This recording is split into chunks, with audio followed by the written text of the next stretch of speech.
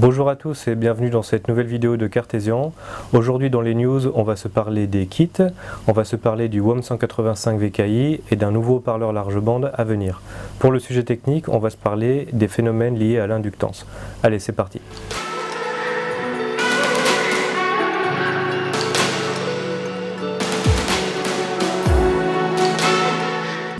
Dans les news d'aujourd'hui, on va se parler de 3 sujets et on commence avec les kits. 2 kits vont être disponibles pour la fin d'année. La première, c'est la version très haut de gamme de la Courtisane 4.2 qui utilise cette fois-ci nos haut-parleurs les plus performants avec le TWT28 VMS équipé de son amorce de pavillon en aluminium usiné et le Sub 120 VHE. On obtient une enceinte vraiment ultra performante. On reviendra sur ce produit un petit peu plus en détail la prochaine fois avec des mesures. Peut-être on va essayer de faire un enregistrement stéréophonique avec de la musique, on verra bien. Et la deuxième, c'est une enceinte de très faible profondeur qui est faite pour être accrochée au mur, par exemple de chaque côté de votre écran plat. Elle fait 8 cm de profondeur et on fournira un kit de fixation murale avec, alors soit vous avez une impression 3D, une imprimante 3D et vous pouvez imprimer les pièces vous-même, on fournit les fichiers 3D, soit on vous donnera des adresses de gens qui peuvent les réaliser dans des bons matériaux en prototypage rapide également. C'est une enceinte basse réflexe qui fonctionne à peu près de 70 Hz jusqu'à 25 000 Hz dans l'axe. Donc on retrouve le TWT28 VMS et le WOM120 VMS pour les transducteurs. Et il y a 2 évents qui sont en dessous de l'enceinte. Si certains d'entre vous voulaient poser l'enceinte sur un support, on fournit aussi un petit socle qui vient en dessous de l'enceinte pour pouvoir la poser où vous voulez. Le deuxième sujet, c'est le WOM185 VKI, donc nous avons présenté en mai dernier à Munich.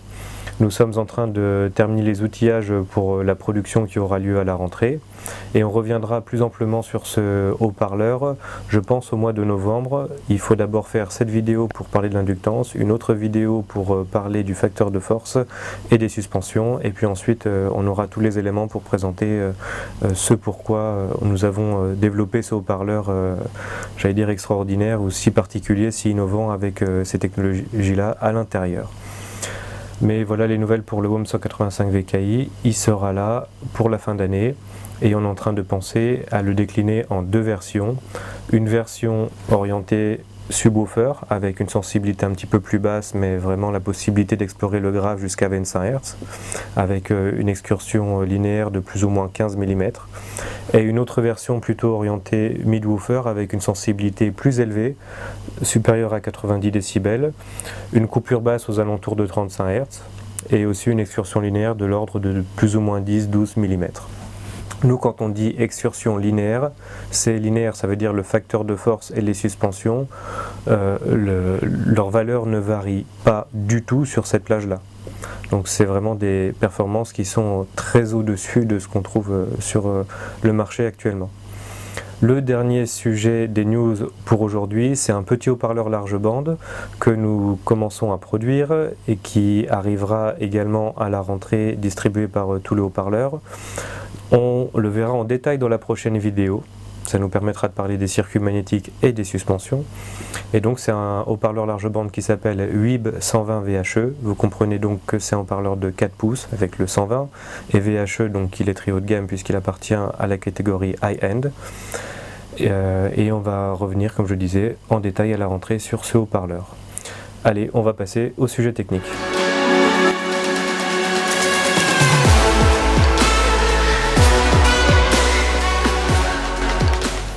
Pour le sujet technique d'aujourd'hui, on va se parler de l'inductance. Alors l'inductance, c'est un sujet technique qui est assez compliqué à aborder et c'est aussi compliqué pour moi à vulgariser aujourd'hui.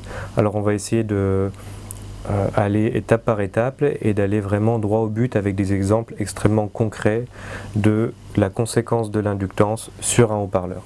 Pour commencer, on va expliquer c'est quoi l'inductance. L'inductance, c'est générer par le courant électrique, par le champ magnétique qui est produit lorsqu'un fil est parcouru par un courant. Si vous prenez n'importe quel fil et que vous le faites, qu'il est parcouru par un courant, il y a un champ magnétique qui est créé tout autour du fil. Maintenant, si vous rebouclez le fil sur lui-même, vous créez une spire et ce champ magnétique-là va se recouper sur lui-même et ça va créer un phénomène d'induction. Donc quand vous avez plusieurs spires et que vous avez une bobine, comme la bobine mobile d'un haut-parleur, vous avez un phénomène d'inductance qui est créé et la valeur de l'inductance que l'on mesure en Henry est d'autant plus grande que la bobine a plus de spires. C'est pour ça que j'insiste souvent dans les vidéos pour dire que chez Cartesian, nous ne faisons que des bobines avec très faible valeur d'inductance. On utilise des bobines à une seule couche lorsque c'est possible et aucun de nos haut-parleurs n'a plus que 2 couches quoi qu'il en soit. Alors, pour l'inductance, donc je viens de dire que la valeur d'inductance était directement liée au nombre de tours de la bobine. On voit d'abord sur la courbe d'impédance la remontée de la courbe d'impédance qui est directement liée à la valeur de l'inductance. Lorsque la courbe d'impédance remonte rapidement, ça veut dire que l'inductance est grande et ça a souvent tendance à gommer le fractionnement de la membrane en haute fréquence. Donc ça c'est le premier point sur lequel je vous invite à être vigilant. Lorsque vous voyez des réponses en fréquence qui sont plates mais qui sont corrélées à des courbes d'impédance avec des remontées significatives, cela veut dire que le fractionnement de la membrane sur la réponse en fréquence est atténué par la forte valeur d'inductance du haut-parleur. C'est-à-dire que l'inductance va jouer comme un filtre passe-bas qui est intégré dans le haut-parleur. Ensuite, au niveau de l'inductance, on peut parler de la symétrie de la valeur d'inductance autour de la position de repos. Et alors là, avec ce qui va venir, il faut garder ça en tête, mais vous allez comprendre pourquoi c'est important. Lorsque la bobine mobile est dans l'entrefer et qu'on a des pièces polaires qui sont standards, on va dire qu'on a la moitié des spires qui voient du fer et l'autre moitié qui voit de l'air. Donc on a une valeur d'inductance donnée. Maintenant, si la membrane se déplace vers le bas, la bobine ne voit que du fer, donc ça va augmenter la valeur d'inductance. Et si maintenant la bobine se déplace vers le haut, la membrane sort, on va avoir la bobine qui ne verra que de l'air et donc la valeur d'inductance va diminuer.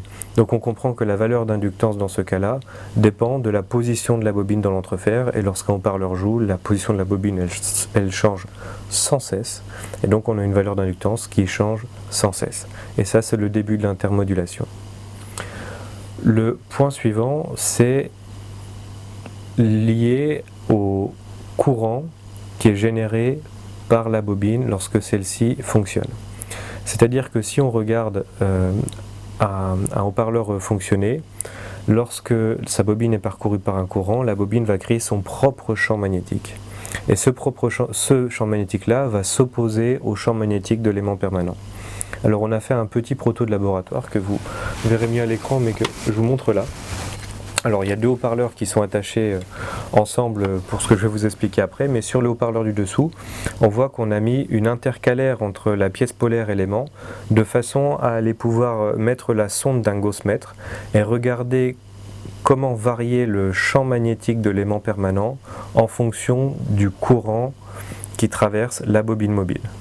Et la conclusion, c'est que lorsque le haut-parleur fonctionne sous une puissance d'environ 1 watt, on a un abaissement du champ magnétique de l'aimant d'environ 10%. Alors là, on a fait le test avec des pièces polaires qu'on a simplifiées, on n'a pas utilisé les pièces polaires cartésiens. Si on utilise une bague en cuivre et nos géométries de pièces polaires, on tombe à environ 1 à 2% de modification, ce qui est mieux. Mais si vous utilisez des pièces polaires classiques comme le marché en est saturé, eh ben c'est entre 10%. C'est à partir de 10% de modulation pour 1 watt dans la bobine.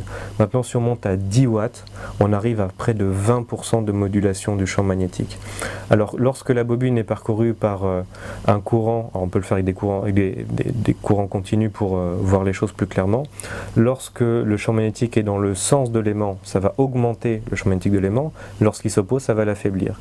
Donc ça dépend aussi du sens du courant, et comme le signal de la bobine sur un signal audio c'est alternatif, vous comprenez que le champ magnétique de l'aimant permanent va être complètement modulé en fonction du signal qui est parcouru par la bobine. Et si vous rattachez ça avec le concept que j'expliquais avant qui crée l'intermodulation c'est-à-dire la variation de la valeur d'inductance en fonction de la position de la bobine, vous comprenez que le champ magnétique créé par la bobine qui s'oppose à l'aimant dépend de la position de la bobine et du sens du courant du signal qui est dans la bobine. Au final, sur ce premier point, la conclusion c'est qu'entre le mouvement de la bobine et le signal d'entrée, eh bien, il y a des grandes différences. Alors, quand on a compris ça, on comprend qu'il est vain d'utiliser des matériaux exotiques pour la membrane si les mouvements de cette membrane n'ont rien à voir avec les déplacements qu'on souhaiterait, qui sont ceux du signal d'entrée du courant dans la bobine du haut-parleur. Le deuxième point qu'on va évoquer avec ce prototype-là, ce proto de laboratoire, c'est la force contre-électromotrice. Alors si on a attaché deux haut-parleurs l'un avec l'autre, c'est pour pouvoir faire fonctionner le premier. On connaît très bien le premier, c'est un WOM 165 VMS, on connaît ses capacités d'excursion. On va le faire fonctionner et on va regarder quelle tension on a sur les bornes du second haut-parleur. C'est-à-dire que les deux membranes sont attachées ensemble, donc quand le premier fonctionne, il fait bouger le deuxième et on va mesurer la tension aux bornes du deuxième haut-parleur. Lorsque celui-ci est parcouru par une tension de 6 volts, on mesure 2,5 volts sur le deuxième haut-parleur. Donc ça veut dire que lorsque vous avez des mouvements qui sont erratiques sur votre haut-parleur, c'est-à-dire des mouvements qui ne sont pas générés par la motion, le mouvement de la bobine que vous voulez, qui ne sont pas liés au signal d'entrée que vous avez appliqué sur votre bobine, eh bien votre haut-parleur va générer une tension qui sera renvoyée à votre amplificateur. Et là on le voit, c'est pas négligeable du tout. Alors vous allez me dire, des mouvements erratiques, est-ce qu'il y en a vraiment? Eh bien oui, il y en a. Par exemple, tous les phénomènes qui sont liés à l'inertie de la membrane, et puis aussi tous les phénomènes qui sont liés au fractionnement des parties mobiles. On voit souvent sur les courbes d'impédance un petit pic qui apparaît avant la remontée et qui sont souvent liés aux déformations de la membrane entre la membrane et la suspension. Eh bien, ce fractionnement-là génère assez d'énergie pour créer un déplacement de la bobine dans l'entrefer qui crée cette petite résonance qu'on voit et qui va elle-même créer une force contre-électromotrice qui va nuire clairement au fonctionnement du haut-parleur. Donc je vais reposer mon prototype et on va arriver tout doucement à la conclusion. Donc on a commencé par expliquer ce qu'était l'inductance. On a vu que les phénomènes liés à l'inductance étaient directement liés au nombre de tours de la bobine. Donc on comprend à la fin qu'on a tout intérêt à utiliser des bobines qui ont une inductance la plus faible possible, c'est-à-dire des bobines qui sont constituées du plus petit nombre de tours possible pour constituer le haut-parleur. Alors la limite à ça, c'est que le facteur de force d'un haut-parleur étant le produit de la longueur du fil immergé dans l'entrefer par le champ magnétique qui est dans l'entrefer, dF égale IDL vectoriel B, on comprend que c'est facile de faire un grand facteur de force ou tout simplement un facteur de force normal, raisonnable, en multipliant le nombre de tours, le nombre de couches sur la bobine. Mais en retour, on aura un haut-parleur qui ne fonctionnera pas très bien parce que sa valeur d'inductance sera trop grande. Imaginez que vous ayez une grosse bobine, donc vous êtes content, vous avez un facteur de force qui est grand. Et lorsque vous voulez créer une accélération avec votre bobine, un haut-parleur ne fait que ça, accélérer sans cesse, c'est un régime transitoire successif.